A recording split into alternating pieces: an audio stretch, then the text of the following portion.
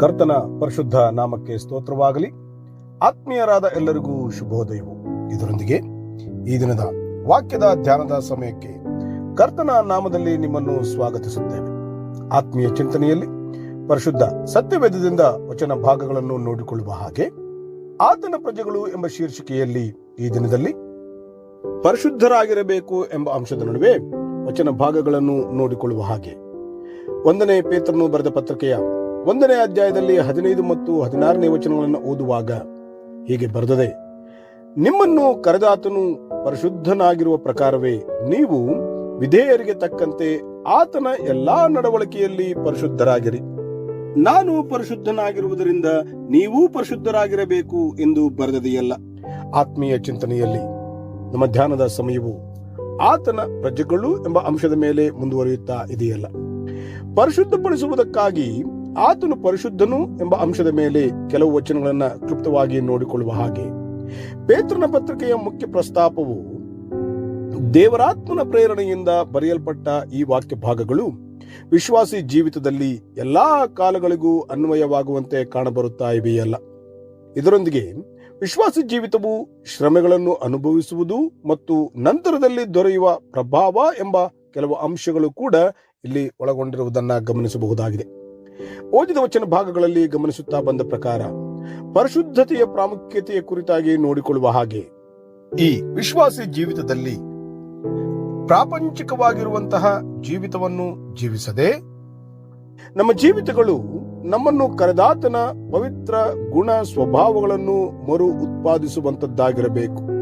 ಯಾಕಂದರೆ 1ನೇ ಪೇತ್ರನಿಗೆ ಬರೆದ ಪತ್ರಿಕೆಯ 2ನೇ ಅಧ್ಯಾಯದ 9 ಮತ್ತು 10ನೇ ವಚನ ಭಾಗಗಳನ್ನು ಓದಿಕೊಳ್ಳುವ ಪ್ರಕಾರವಾಗಿ ನೀವಾದರೂ ನಿಮ್ಮನ್ನು ಕತ್ತಲೆಯೊಳಗಿಂದ ಕರೆದು ತನ್ನ ಆಶ್ಚರ್ಯಕರವಾದ ಬೆಳಕಿನಲ್ಲಿ ಸೇರಿಸಿದಾತನ ಗುಣಾತಿಶಯಗಳನ್ನು ಪ್ರಚಾರ ಮಾಡುವವರಾಗುವಂತೆ ದೇವರಾದುಕೊಂಡ ಜನಾಂಗವು, ರಾಜವಂಶಸ್ಥರಾದ ಯಾಜಕರು, ಮೀಸಲಾದ ಜನವು, ದೇವರ ಸ್ವಕೀಯ ಪ್ರಜೆಯೂ ಆಗಿದ್ದೀರಿ. ಮೊದಲು ನೀವು ಪ್ರಜೆಯಾಗಿರಲಿಲ್ಲ, ಈಗ ದೇವರ ಪ್ರಜೆಯಾಗಿದ್ದೀರಿ. ಮೊದಲು ವಾತ್ಸಲ್ಯ ಹೊಂದಿರಲಿಲ್ಲ, ಈಗ ವಾತ್ಸಲ್ಯ ಹೊಂದಿದವರಾಗಿದ್ದೀರಿ ಎಂದು ಬರೆದದೆ. ಇನ್ನು ಫಿಲಿಪ್ಪಿಯವರಿಗೆ ಬರೆದ ಪತ್ರಿಕೆಯ 2ನೇ ಅಧ್ಯಾಯದ 12ನೇ ವಚನದ ಕೊನೆಯ ಭಾಗದಲ್ಲಿ ಓದುವಾಗ ಮನೋಭೀತಿಯಿಂದ ನಡುಗುವವರಾಗಿ ನಿಮ್ಮ ರಕ್ಷಣೆಯನ್ನು ಸಾಧಿಸಿಕೊಳ್ಳಿರಿ ಎಂದು ಬರೆದದೆ. ವಚನ ಭಾಗವನ್ನು ಮುಂದುವರಿಸುವ ಹಾಗೆ ಗುಣ ಸ್ವಭಾವವನ್ನು ಮರು ಉತ್ಪಾದಿಸುವುದು ಎಂದರೆ ಆತನ ಅಂದರೆ ಕರ್ತನ ಮಾತುಗಳಿಗೆ ವಿಧೇಯರಾಗುವಂತದ್ದೇ ಆಗಿದೆ. ವಿಧೇಯರಾಗುವುದು ಅಥವಾ ವಿಧೇಯರೆಂದರೆ ಆತನ ಹಾಗೆಯೇ ಪರಿಶುದ್ಧತೆಯ ಜೀವಿತದಲ್ಲಿ ಇರುವುದಾಗಿದೆಯಷ್ಟೇ. ಕರ್ತನು ತನ್ನ ಎಲ್ಲಾ ಮಾರ್ಗಗಳಲ್ಲೂ ಪರಿಶುದ್ಧನಾಗಿದ್ದಾನೆ. ಈ ವಿಶ್ವಾಸ ಜೀವಿತದಲ್ಲಿ ಪ್ರತಿ ದಿವಸ ಲೋಕ ಪ್ರಯಾಣದಲ್ಲಿ ಮುಂದುವರಿಯುತ್ತಿರುವಾಗಲೂ ಅಂದರೆ ಜೀವಿಸುತ್ತಿರುವವರಾಗುವಾಗಲೂ ಆತನ ಹಾಗೆಯೇ ಇರಲು ನಮ್ಮ ಎಲ್ಲ ಮಾತು ಮತ್ತು ಕ್ರಿಯೆಗಳಲ್ಲಿ ಪರಿಶುದ್ಧರಾಗಿರಬೇಕು. ಈ ವಿಶ್ವಾಸ ಜೀವಿತದಲ್ಲಿ ದೇವಜನರು ಪರಿಶುದ್ಧರಾಗಿರಲು ದೇವರು ಬಯಸುತ್ತಾನೆ. ಯಾಜಕಕಾಂಡ ಪುಸ್ತಕದ 11ನೇ ಅಧ್ಯಾಯದ 44ನೇ ವಚನವು ಹೀಗೆ ಬರೆದದೆ: ನಾನು ಪರಿಶುದ್ಧನಾಗಿರುವುದರಿಂದ ನೀವು ಪರಿಶುದ್ಧರಾಗಿರಬೇಕು. ಇದು ನಮ್ಮಲ್ಲಿರುವ ಪವಿತ್ರಾತ್ಮನಿಂದಲೇ ಸಾಧ್ಯವು. ಪ್ರಾರಂಭದಲ್ಲಿಯೇ ಓದಿದ ವಚನಗಳಲ್ಲಿ ಗಮನಿಸುವ ಹಾಗೆ ಓದಿದ ವಚನದ ಕೊನೆಯ ಭಾಗದಲ್ಲಿ ಗಮನಿಸಿದಂತ ಒಂದೆರಡು ಪದಗಳು ಇದು ಬರೆದದೆಯಲ್ಲ ಎಂಬುದಾಗಿ. ಇಲ್ಲಿ ಈ ಶಬ್ದಗಳು ವಿಶ್ವಾಸ ಜೀವಿತದಲ್ಲಿ ಅಥವಾ ವಿಶ್ವಾಸಿಗಳಾದವರಿಗೆ ಒಂದು ಮಹಾ ಅಧಿಕಾರವನ್ನು ತಂದು ಕೊಡುವಂತದ್ದಾಗಿರುತ್ತದೆ ಅಲ್ಲ. ಸತ್ಯವೇದದಲ್ಲಿ ಸುವಾರ್ತೆಗಳಲ್ಲಿ ಓದುವ ಹಾಗೆ ಕರ್ತನು ಯೇಸು ಕ್ರಿಸ್ತನು ಶೋಧಕರನ್ನ ಜಯಿಸುವುದಕ್ಕಾಗಿ ವಾಕ್ಯವನ್ನು ಉಪಯೋಗಿಸಿದ್ದನ್ನ ಮತ್ತಾಯನ ಬರೆದ ಸುವಾರ್ತೆಯ 4ನೇ ಅಧ್ಯಾಯದಲ್ಲಿ 1ರಿಂದ 11ನೇ ತನಕ ಓದುವಾಗ ತಿಳಿಯಬಹುದಾಗಿದೆಯಷ್ಟೇ. ಈ ವಿಶ್ವಾಸ ಜೀವಿತದಲ್ಲಿ ನಾವು ಸಹ ಹಾಗೆಯೇ ದೇವರ ವಾಕ್ಯಗಳನ್ನ ಉಪಯೋಗಿಸಬೇಕು. 2 ಪೇತ್ರನಿಗೆ ಬರೆದ ಪತ್ರಿಕೆ 1ನೇ ಅಧ್ಯಾಯದ 19ನೇ ವಚನ, ಕೀರ್ತನೆ 119ನೇ ಅಧ್ಯಾಯದ 105ನೇ ವಚನಗಳು ಓದುವಾಗ ಇನ್ನೂ ಆಳವಾಗಿ ತಿಳಿಯಬಹುದಾಗಿದೆಯಷ್ಟೇ. ದೇವರ ವಾಕ್ಯವೆಂಬುದು ಆತ್ಮಿಕವಾಗಿ ಚಿಂತಿಸುವ ಹಾಗೆ ಆತ್ಮಿಕ ಯುದ್ಧ ಮಾಡುವಂತಹ ಖಡ್ಗ ಮಾತ್ರವಲ್ಲದೆ ಈ ಅಂಧಕಾರದ ಲೋಕದಲ್ಲಿ ಮಾರ್ಗದರ್ಶನ ಮಾಡುವ ಬೆಳಕು ಆಗಿದೆ.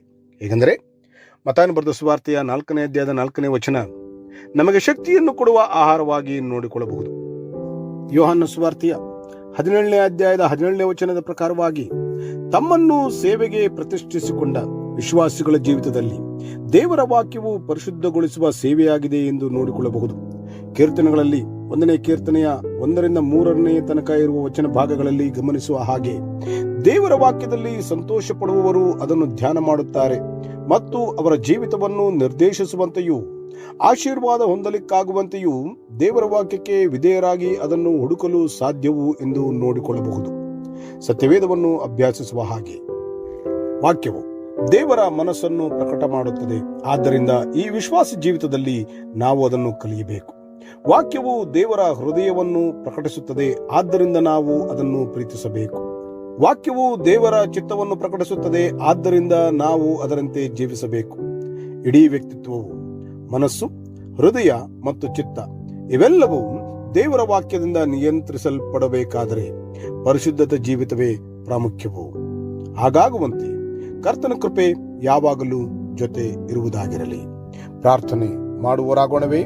ನಂಬಿ ಪ್ರಾರ್ಥಿಸುವ ಎಲ್ಲರನ್ನೂ ಒಳ್ಳೆಯವನಾಗಿರುವ ಕರ್ತನು ತಾನೇ ಆಶೀರ್ವದಿಸಿ ಕಾಪಾಡಿ ನಡೆಸಲಿ. ಆಮೇನ್. ಈ ಕಾರ್ಯಕ್ರಮದ ಬಗ್ಗೆ ನಿಮ್ಮ ಅಭಿಪ್ರಾಯ, ಸಲಹೆಗಳು ಹಾಗೂ ಯಾವುದೇ ಪ್ರಾರ್ಥನಾ ಮನವಿಗಳಿದ್ದಲ್ಲಿ ನಮ್ಮ ದೂರವಾಣಿ ಸಂಖ್ಯೆಗೆ ನೀವು ಕರೆ ಮಾಡಬಹುದು. ನಮ್ಮ ದೂರವಾಣಿ ಸಂಖ್ಯೆ 992026065453. ನಿಮ್ಮ ಅಭಿಪ್ರಾಯಗಳನ್ನು ಇಮೇಲ್ ಮೂಲಕವೂ ನಮಗೆ ತಿಳಿಸಬಹುದು. ನಮ್ಮ ಇಮೇಲ್ ID info@fibaonline.org. ವಂದನೆಗಳು.